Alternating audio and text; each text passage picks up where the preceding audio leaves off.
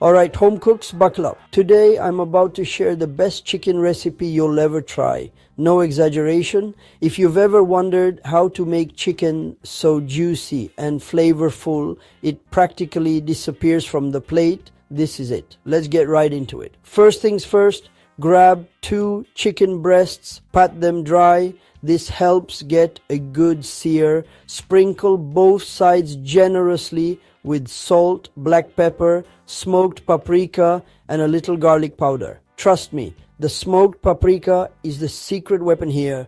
Set your pan over medium-high heat, add a splash of olive oil, let it shimmer, then lay the chicken in. Don't move it. Let it sear for about 4 minutes until it's golden and crispy. Flip it over, give it another 3 minutes. The aroma? Absolutely mouth-watering. Now here's where the magic happens. Toss in a big knob of butter, a few smashed garlic cloves, and a sprig of fresh thyme. Tilt the pan and start spooning that sizzling butter over the chicken. It's called basting, and it's what makes restaurant chicken taste so good. Once your chicken hits 165 degrees Fahrenheit, pull it off the heat. Let it rest for a few minutes. Don't skip this step.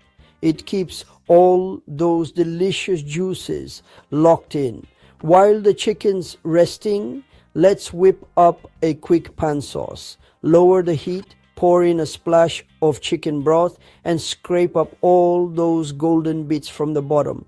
Add a squeeze of lemon for brightness and let it simmer for a minute. Swirl in another dab of butter to make it silky. Slice up your chicken, drizzle that luscious sauce over the top, and boom, dinner is served. The outside's perfectly crisp, the inside's juicy, and every bite is exploding with flavor. I promise you'll want to make this chicken again and again. So next time you're staring at a pack of plain chicken, remember this recipe. It's simple, it's quick, and it's hands down the tastiest chicken you'll ever make at home. Give it a shot and let me know how it turns out down in the comments. Hungry for more? Hit that subscribe button so you never miss a delicious recipe. Thanks for cooking with me. See you next time.